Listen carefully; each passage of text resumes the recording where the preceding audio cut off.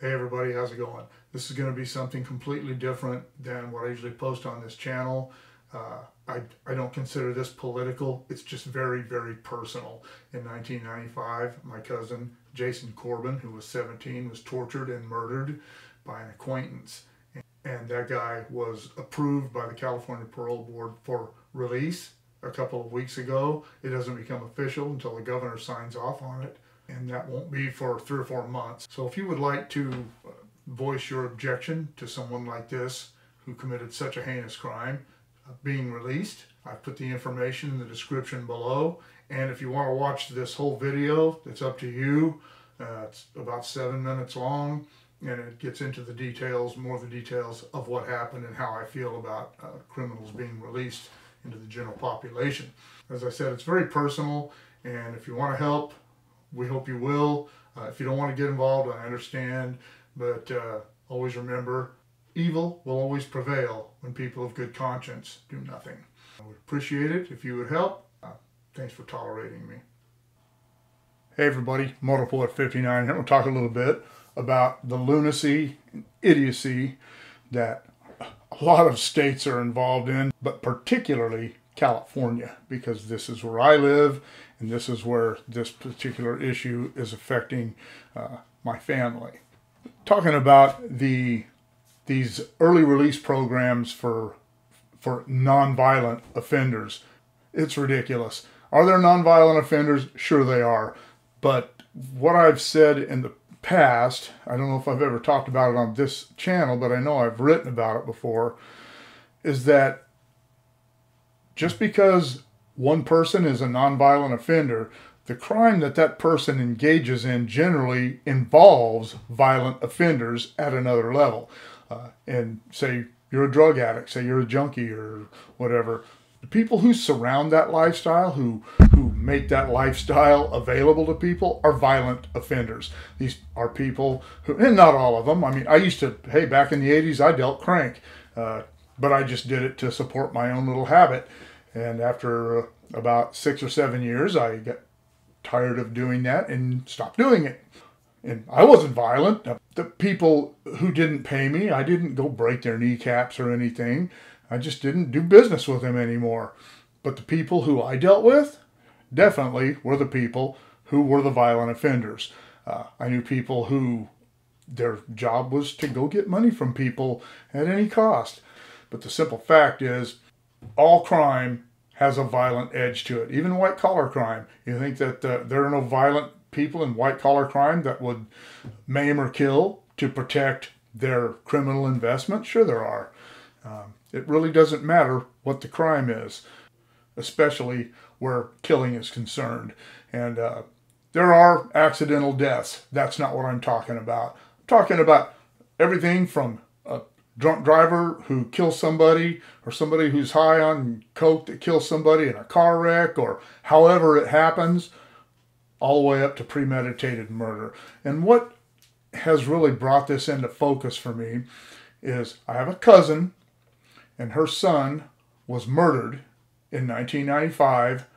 He was 17, and he was with some of his friends.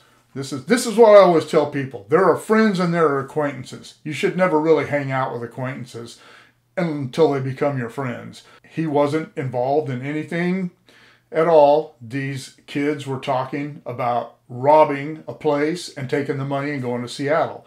He told them he thought it was stupid. He didn't want to be involved in it. And he just wanted to leave. And there were some girls with him. He was going to take the girls. I don't know all of the details. And I have to say that his name was Jason Corbin. And I'd never met Jason. His mother, I was around a lot when I was younger. And we kind of lost touch for a while. And when I heard about the murder of her son, I attended a couple of parts of the trial. And we started getting to know each other again. And we're pretty close today. These kids decided that they were afraid he was going to tell on them for their plan, which they hadn't done anything. So you can't get in trouble for making plans. You can't get in trouble for talking about robbing someplace. But they decided they were afraid he would snitch them off, and so they killed him. And prior to him dying, they beat and tortured him for 4 hours. And this is by admission of this kid named Michael Todd. He came up for parole 2 weeks ago, and the parole board filed a motion to grant him the parole. Now, he hasn't been paroled. There's a big process. It's a few months away.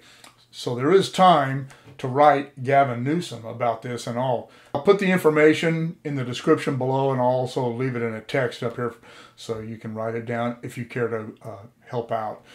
While this kid was in prison, he was still involved in violent gang activities, which he continued to be involved in until 2018, at which time all of a sudden he started doing AA and NA meetings and supposedly turning his life around. I know nothing about this kid, but I know that a lot of people use those 12-step programs and religious programs to get out of prison, and once they're out of prison, they just go back to their old lifestyle. This was a heinous crime. This wasn't about two kids getting in a fight and one of them getting killed in the fight in an act of passion, you might call it. And when I say passion, I don't mean sexual passion. I mean, if I don't like fighting, so I have to be really pissed off before I'll fight.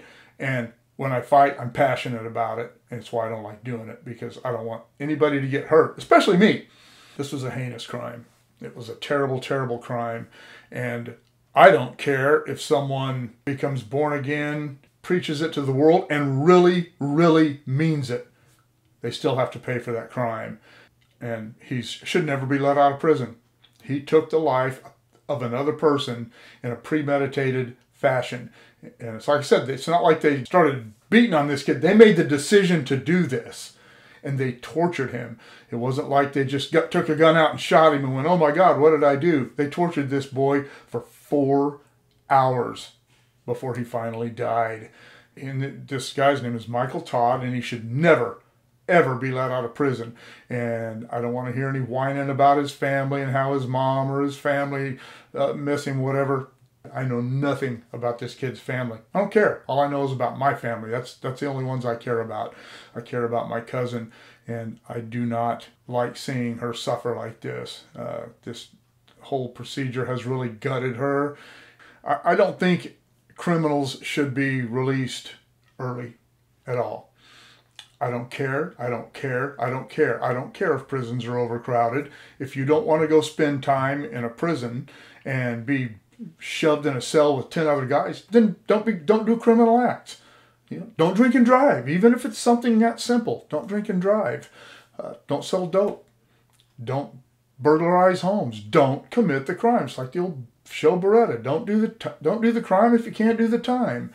But my point is, when these people get out of prison, they're generally not different people. And I have a really good friend of mine who got busted for dope many years ago, spent time in prison for doing that. And when he came out, he changed his way of living. He didn't want to do that again. And he is a useful, productive member of society today. He's been working at the same place for a long time. He's got a good job, has a family. And so it does work for some people, but for most of them, it doesn't. I think the recidivism rate in California is about 70%.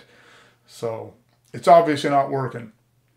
Let them stay in prison. Let them rot in there. Let them kill each other in there. I say good riddance. I have no sympathy for criminals of any kind. What do you think? How do you feel about that? Let me know in the comments below. Let me know in the comments below. Shoot me an email at motopoet59@gmail.com. Like, share, subscribe, click on the bell if you want to be notified of future content. I'll see you all later.